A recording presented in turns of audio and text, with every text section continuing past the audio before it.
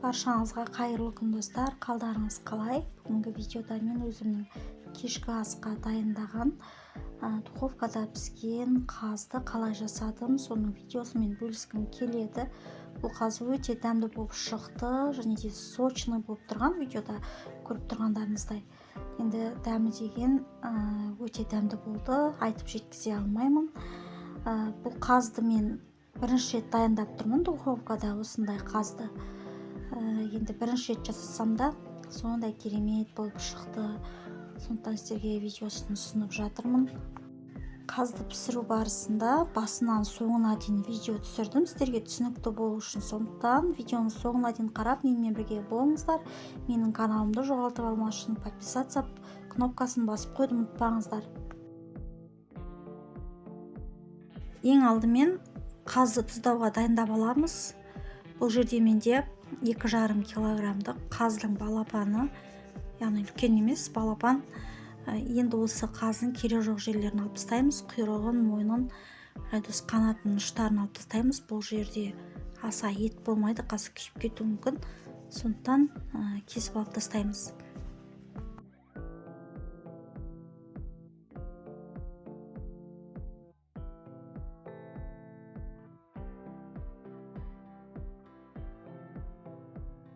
Енді қазды тұздаймыз. Ол үшін үлкендеу кастрөлімізге қазымыз батып тұратындай етіп су құямыз.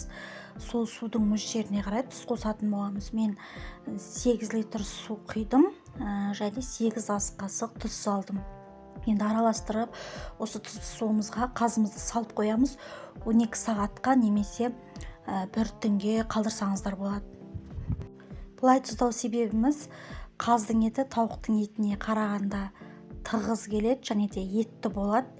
Және май қабаттарда тауықтың етіне қарағанда өте қалың. Сондықтан да тұз беткі қабатына ғана сіңіп, астыңғы етке сіңбеуі мүмкін. Сондықтан осылай тұзды суда тұздасаңыздар, бір келкі сіңетін болады. Міне менде қаз 12 сағат тұзды суда тұрды. Енді қазір маринадтайтын боламын. Ол үшін магидің осындай тауыққа арналған 2 дәмдеу үшін қолдандым. Және де бізге 2 штук алма, 2 апельсин қажет болады.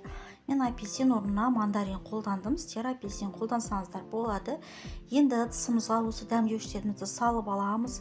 Енді 2-3 ас қасық зәйтүн майын, болмаса сұйық май қоссаңыздар болады. Одан кейін 2-3 ас қасық соя тұздығын қосамыз. Біз бұларды дәмдеуіштеріміз бірігіп, қазға жақсы жағылу үшін қосып жатырмыз.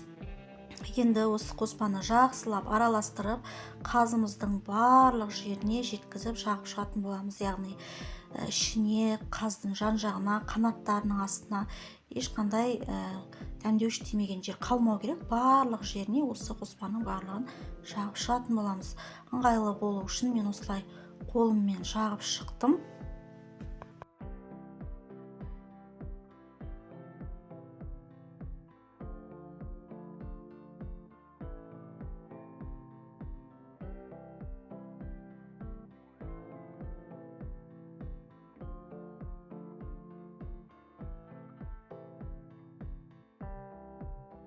Қаздың барлық жеріне дәмдеуішті жағып маринадтап алдым. Енді алма мен апельсиндерімізді осылай турап, қазымыздың ішіне тығыздап, сыйғанша салып аламыз. Енді мына ішін ашық жерін шпажканың немесе зубочистканың көмегімен жауып қоямыз. Осылай шпажкамен осылай бекітіп алдым.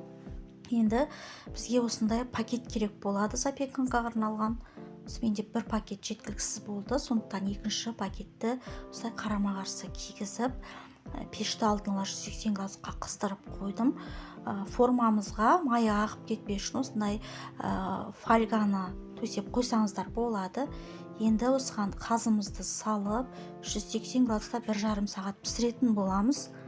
Осы жерде айта кететін жайт, достар, сіздерде де осындай балапан қаз болатын болса, бірден осы пакеттің ішіне картопты аршып салып жіберсеңіздер болады. Сонда майымен бірге пісетін болады. Мен енді 1,5 сағатта тез піседі деп ойламадым.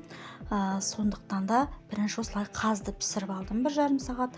Одан кейін барып қаз піскеніне көз жеткізгеннен кейін осы қаздың майына үстіне картоп турап тағы да картопты жеке пісіріп алдым. Өте дәмді болып шықты. Сіздер де осылай жасап көріңіздер. Қазды енді бірінші рет пісіріп тұрғаннан кейін мен осылай балапан қаздың 1,5 сағатта піседі деп ойламадым.